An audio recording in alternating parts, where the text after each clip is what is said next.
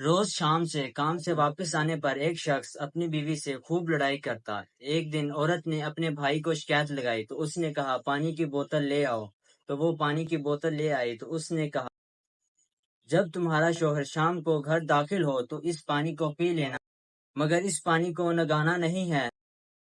آپ کے منہ میں یہ پانی تب تک رہنا چاہیے جب تک آپ کا شوہر کپڑے بدل لے، کافی پی لے اور بستر پر آرام کرنے کے لیے لیٹ نہ جائے۔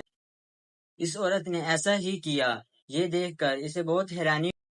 اس کا شوہر اب اس کو اس طرح نہیں مارتا جیسے وہ پہلے مارتا تھا، لیکن پانی کی بوتل ختم ہو رہی تھی۔ وہ اپنے بھائی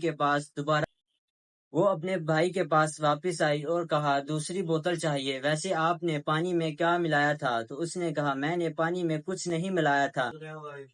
جب تمہارا شوہر کام سے تھکا ہوا واپس آئے تو اپنا منہ بند رکھا کرو۔